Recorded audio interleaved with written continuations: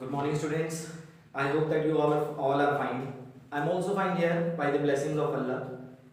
Now, today I'm going to teach you about the first chapter, that is matter in our surroundings.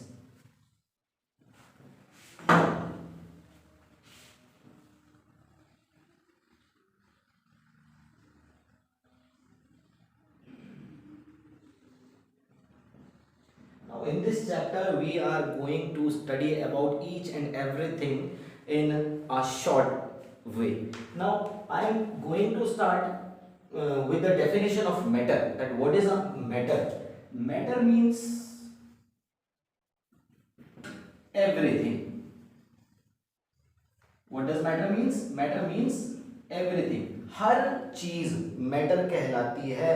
For example, everything which occupies space and has some mass, which occupies some space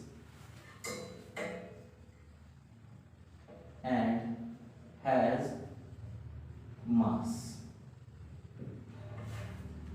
Now, if you consider this whiteboard is also a matter because it occupies some space here and it has some mass. That's why it is said to be as matter. This marker in my hand, it is also said to be as matter. Why it is said to be as matter? Because it occupies some space in my hand and it measures some weight. That's why it is also becomes the category of matter. Now, how many states of matter there are? So there are 5 states of matter. Actually ज्यादातर आपने lower classes में पढ़ा होगा that matter exist in 3 states of matter, generally solids, liquids and gases. But actually here in higher classes you will study about the matter that there are 5 states. Now what are the 5 states of this matter? The first one is solid, the second one is liquid, the third one is gas, fourth one is plasma, and the fifth one is BEC and it stands for Bose-Einstein condensate. Now we will discuss about each and every state of matter deeply. Now firstly we are starting our state of matter with solid. Now what is a solid? I am explaining you about solid by a particle diagram. Now let's see the particle diagram here. It is considered to be a solid and it is considered to be a solid if the particles are closely and tightly packed. Means there is no intermolecular space between the particles, yet there is some interstitial side between the particles, but there is negligible space between the particles. Now देखो बच्चों, clearly मैं आपको एक चीज बता दूं कि मैंने पार्टिकल्स को स्फेरिकल बनाया होगा. मैंने पार्टिकल को इस तरीके से रेक्टेंगुलर नहीं बनाया, स्क्वायर नहीं बनाया, सर्कुलर बनाया, स्फेरिकल बनाया. स्फेरिकल इसलिए बनाया because each and everything is made up of particles and those particles are known as atoms and atom is generally spherical in shape. That's why मैंने इनको स्फेरिकल ड्रॉ किया हुआ. अब ये मैंने एक सॉलिड का डायग्राम बनाया हुआ है and in this diagram the one particle is this and there is another particle, then another particle, then another particle. It is second layer of the solid, it is the third layer of the solid. Now if you watch sincerely here, then you will find that there is no intermolecular space between two particles. मतलब दोनों particles के बीच में कोई intermolecular space नहीं है. तो इसका मतलब क्या हुआ? इसका मतलब ये हुआ कि एक पार्टिकल और दूसरा पार्टिकल आपस में टाइटली क्लोजली पैक्ड है, बाउंडेड है. इसका मतलब ये है. और अगर एक पार्टिकल दूसरे पार्टिकल से टाइटली क्लोजली पैक्ड रहेगा तो दोनों के बीच में स्पेस कहाँ बचेगी? स्पेस नहीं बचेगी. तो इसी वजह से दोनों के बीच में स्पेस नहीं है. तो these solids are incompressible. These solids have strongest intermolecular force of attraction. These solids does not have any intermolecular space between the particles. देखो आपको किसी भी पार्टिकल के बीच में स्पेस नहीं दिख रहा होगा, लेकिन आपको ऐसा दिख रहा होगा कि ये दो पार्टिकल है शुरू के लेयर के और ये दो पार्टिकल हैं दूसरे लेयर, और इन दोनों पर ये चार के चारों पार्टिकल जब आपस में ओवरलैप कर रहे हैं तो ये खाली जगह बच रही है, ये खाली जगह बच रही है. तो it is not intermolecular space here, but ये इंटरमोलिकुलर स्पेस नहीं है. ये एक्चुअली क्या है? इसको हम कहते हैं वॉइड. तो it means there are voids in a solid. यहां पर वॉइड्स होते हैं सॉलिड्स में, इंटरस्टिशियल साइट्स कह सकते हैं हम इसको. These are referred to be as interstitial sites, interstitial sites कह सकते हैं। अब देखो होता क्या है कि कैसे इंटरस्टिशियल साइट बनेगी। स्टार्टिंग का सॉलिड के फर्स्ट लेयर के 2 पार्टिकल्स ये हैं, देन अनदर 2 पार्टिकल्स ये हैं दूसरी लेयर के, ये 4 पार्टिकल्स हो गए। अब ये जो 4 पार्टिकल्स हैं, इन 4 पार्टिकल्स में जब ये ओवरलैपिंग हो रही है तो देखो बीच में कुछ स्पेस मिल रही है ना। अगर आप इनको क्लोजली टाइटली पैक कर दें, इस तरीके से अपने फिंगर्स को टच अप करें, तो तभी भी आपको एक शेप दिख रही होगी जो कि 4 पार्टिकल्स के ओवरलैपिंग के बाद बन रही है, and is tetrahedral. Now what is the tetrahedral shape? The tetrahedral shape may be drawn like this. एक पिंजरे की तरह ये शेप बन रहा है और इसको हम टेट्राहेड्रल वॉइड रेफर करते हैं। अब बच्चों याद रखना बड़ा इजी है, टेट्रा स्टैंड्स फॉर 4, है ना। तो टेट्रा 4 मतलब कि एक पार्टिकल, दूसरा पार्टिकल, तीसरा पार्टिकल और चौथा पार्टिकल, स्टार्टिंग के लेयर के 2 पार्टिकल्स और दूसरे लेयर के 2 पार्टिकल जब आपस में ओवरलैप करेंगे तो रिजल्ट बनेगा ये पिंजरे जैसी जगह, जिसको हम टेट्राहेड्रल कहते हैं। याद करना बड़ा इजी है। Tetra, tetra means 4, hedral, hedral means जगह, space, that's why it is known as tetrahedral. अब देखो ऐसा भी हो सकता है कि स्टार्टिंग के सॉलिड के पार्टिकल की 3 पहले लेयर के 3 पार्टिकल्स हो, दूसरे लेयर के भी 3 पार्टिकल। अब ये 3 और 3 पार्टिकल्स जब आपस में ओवरलैप कर रहे हैं तो भी तो कोई एक खाली जगह बच रही है ना। Yes, it is also an interstitial site and this void is known as octahedral void। इसको हम octahedral void कह सकते हैं। और octahedral void की शेप जो होगी वो कुछ इस तरीके से होगी।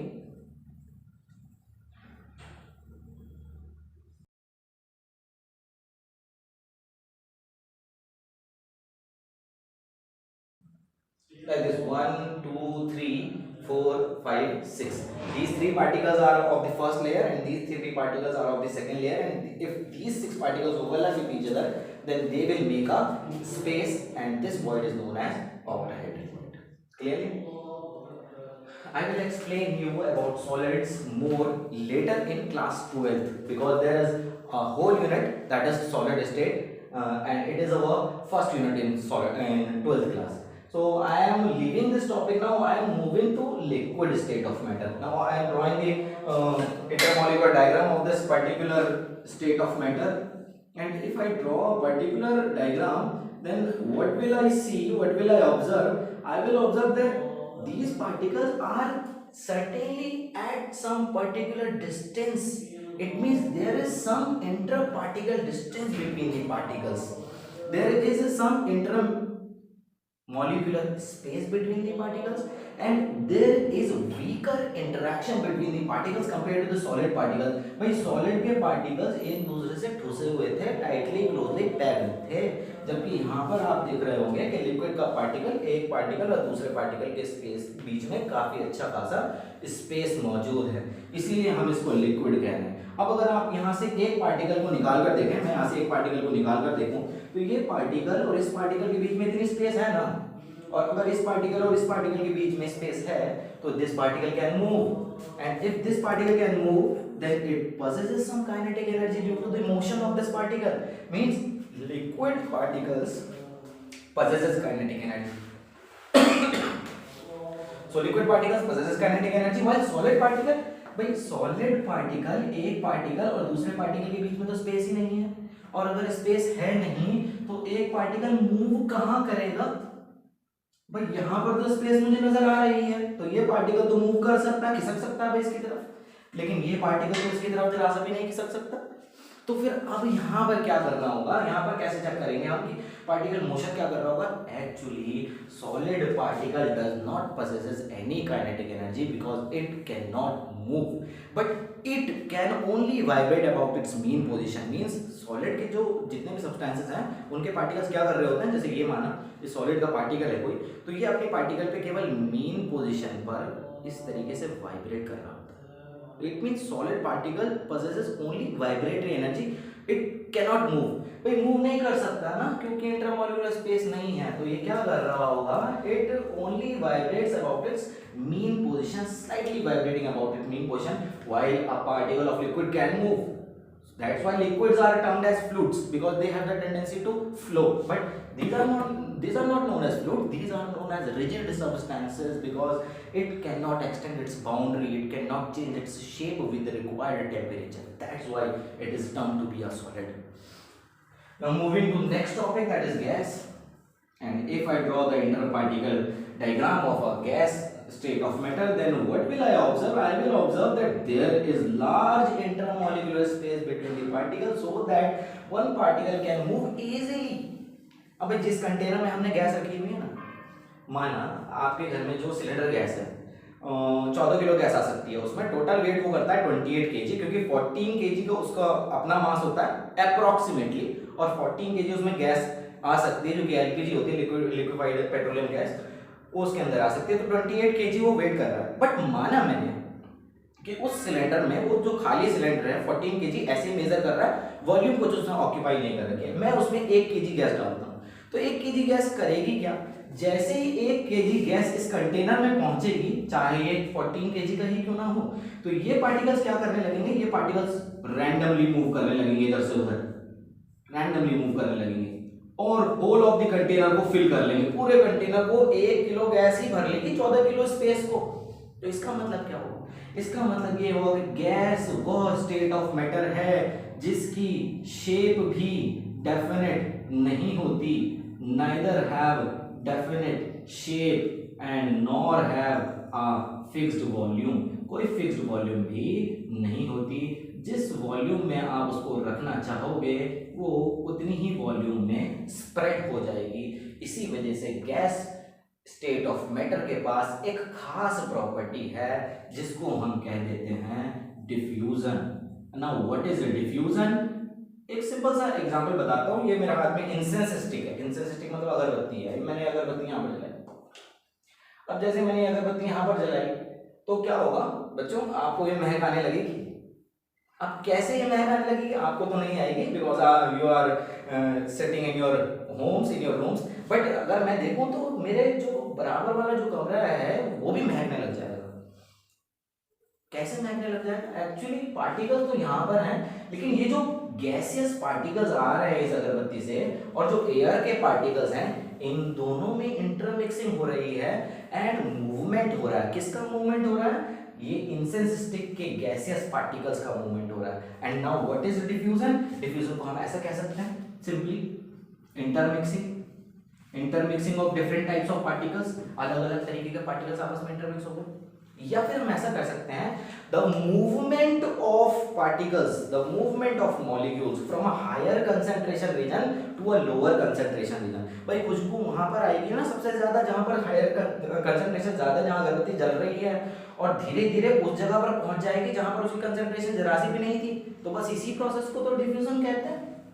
Now what is diffusion? The movement of the molecules from higher concentration region to a lower concentration region is known as diffusion। तो मैंने आज आपको कुछ ऐसी प्रॉपर्टीज बताई जिस प्रॉपर्टी से आपको गैस, लिक्विड और सॉलिड में इजीली डिफरेंशिएट हो सकता है। सॉलिड्स आज के बाद आप कैसे याद रखेंगे कि सॉलिड्स कौन होते हैं? सॉलिड्स वो होते हैं जो कि रिजिड होते हैं। रिजिड का मतलब फिक्स्ड बाउंड्रीज होती हैं, जो अपनी बाउंड्रीज को एक्सटेंड नहीं कर सकता, अपनी शेप को चेंज नहीं कर सकता। It means this white board is said to be a solid, this iron almirah is said to be a solid. Why this iron almirah is said to be solid? Because it is rigid, it have its fixed boundaries. तो किसी भी चीज को हम solid कब कहेंगे? जब वो रिजिड होगा, अपनी शेप को चेंज नहीं कर सकता। किसी चीज को लिक्विड हम कब कहेंगे? बस सिंपल सी property, that is fluid which have the tendency to flow is said to be as fluid, and fluid means liquid state of matter। Clear? तो आज से अगर आपको लिक्विड को पहचानना होगा तो आप देखोगे पार्टिकल्स बह रहे हैं। अगर पार्टिकल्स बह रहे हैं तो वो लिक्विड है, पार्टिकल्स अपनी जगह पर स्थित हैं तो वो सॉलिड है। और पार्टिकल्स अगर डिफ्यूज हो रहे हैं, डिफ्यूज होने का मतलब हायर कंसंट्रेशन रीजन से लोअर कंसंट्रेशन रीजन की तरफ मूव कर पा रहे हैं, तो इसका मतलब वो स्टेट ऑफ मैटर गैस है। Generally there are 3 states of matter, इसीलिए मैंने आज आपको 3 स्टेट्स ऑफ मैटर एक्सप्लेन किया है। In next topic I will explain you about these 2 states of matter briefly. Okay, now thank you and have a nice day. Actually my name is Rehan Siddiqui and I am teaching you about the science subject. कुछ science के magics, कुछ science के tricks, कुछ science के phenomena हम लोग आपको सिखाएंगे यहाँ पर। तो उम्मीद करता हूँ कि आप लोग अच्छे से सीखेंगे, अच्छे से समझेंगे। आप चैनल को सब्सक्राइब भी करेंगे, वीडियो को व्यू भी करेंगे, और मैं चाहता हूँ कि जल्दी से जल्दी आप सब्सक्रिप्शन करें। Thank you.